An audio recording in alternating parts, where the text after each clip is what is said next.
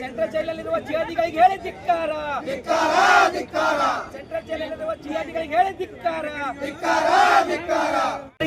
ಸೂಕ್ತ ರಕ್ಷಣೆ ನೀಡಲೇಬೇಕು.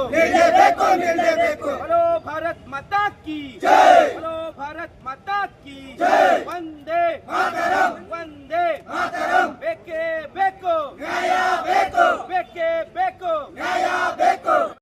ಕಲಬುರಗಿಯ ಕೇಂದ್ರ ಕಾರಾಗೃಹದಲ್ಲಿ ಏನು ಸುಮಾರು ವರ್ಷಗಳಿಂದ ಒಳಗಡೆ ಗಾಂಜಾ, ಮೊಬೈಲ್ ಬಳಕೆ, ಗುಟ್ಕಾ, ಸಿಗರೆಟ್ ಇವೆಲ್ಲ ಆರಾಮಾಗಿ ಇಲ್ಲಿಗೆಲ್ಲ ನಡೀತಾ ಇದ್ವಲ್ಲ ಸೆಂಟ್ರಲ್ ಜೈಲಿನಲ್ಲಿ. ಸುಮಾರು ಅಧಿಕಾರಿಗಳು ಬಂದು ಹೋದರೂ ಕೂಡ ಯಾರೂ ಕಟ್ಟುನಿಟ್ಟಿನ ಕ್ರಮ ಕೈಗೊಂಡಿದ್ದಿಲ್ಲ.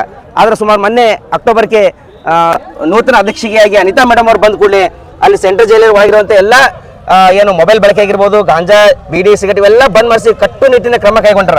ಆದರೆ ಇವತ್ತಿನ ದಿವಸ ಅವರು ಈ ಕಟ್ಟುನಿಟ್ಟಿನ ಕ್ರಮ ಕೈಗೊಂಡದಕ್ಕೆ ಅಲ್ಲಿರುವಂಥ ಕೆಲ ಖೈದಿಗಳು ಏನು ಇವತ್ತಿನ ದಿವಸ ಅವ್ರ ಮೇಲೇ ದಬ್ಬಾಳಿಕೆ ಮಾಡ್ತಾ ಇದ್ದಾರೆ. ಅವ್ರಿಗೆ ಕೊಲೆ ಮಾಡ್ತೀವಿ ಅಂತೇಳಿ ಧಮಕಿ ಹಾಕ್ಲತ್ತಾರ, ಅವ್ರ ಕಾರ್ ಬ್ಲಾಸ್ಟ್ ಮಾಡ್ತೀವಿ ಅಂತೇಳಿ ಧಮಕಿ ಹಾಕ್ಲತ್ತಾರ. ಈಗಾಗಲೇ ನಾವು ರಾಜ್ಯಾದ್ಯಂತ ಎಲ್ಲ ಟಿವಿ ಮಾಧ್ಯಮ ಮುಖಾಂತರ ಇದು ಮಾಹಿತಿ ಸಿಕ್ಕಿದೆ. ಅದನ್ನೇ ನಾವು ಇಟ್ಕೊಂಡು ಇವತ್ತಿನ ದಿವಸ ಏನು ಮಾನ್ಯ ಗೃಹ ಸಚಿವರಿಗೆ, ಜಿಲ್ಲಾಧಿಕಾರಿಗಳ ಮುಖಾಂತರ ಮನವಿ ಕೊಡ್ತಾ ಇದ್ದೀವಿ.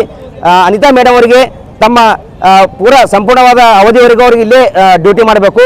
ಯಾಕಂದ್ರೆ ಇವತ್ತಿನ ದಿವಸ ಇಂಥ ದಕ್ಷ ಪ್ರಾಮಾಣಿಕ ಅಧಿಕಾರಿಗಳು ಸಿಗಬೇಕಪ್ಪ ಅಂದ್ರೆ ಇವತ್ತಿನ ದಿವಸ ನಾವೆಲ್ಲ ಪುಣ್ಯ ಮಾಡಿರ್ಬೇಕಾಗ್ತದೆ. ಯಾಕೆ ಇವತ್ತಿನ ದಿವಸ ದುಡ್ಡು ತಿಂದು ಸಾಕಷ್ಟು ಇದು ಮಾಡ್ಕೊಂಡು ಹೋಗೋರೇ ಭಾಳ ಜನ ಇದ್ದಾರೆ. ಅದೇ ದಿವಸ ಅನಿತಾ ಮೇಡಮ್ ಅವರು ಯಾವುದೇ ಒಂದು ಅಮಿಷ ಇದಕ್ಕೂ ಬಗ್ಲಾರ್ದೆ ಇವತ್ತಿನ ದಿವಸ ಸೆಂಟ್ರಲ್ ಜೈಲನ್ನು ತಮ್ಮ ಹತೋಟಿಯಲ್ಲಿ ಇಟ್ಕೊಂಡು ಒಳ್ಳೆ ಕೆಲಸ ಮಾಡ್ತಾ ಇದ್ದಾರೆ. ಅದಕ್ಕೆ ಅನಿತಾ ಮೇಡಮ್ ಅವ್ರ ಜೊತೆ ನಮ್ಮ ಇಡೀ ಸಂಪೂರ್ಣ ಗುಲ್ಬರ್ಗ ಜನತೆ ಅವ್ರ ಜೊತೆ ಇರುತ್ತೆ.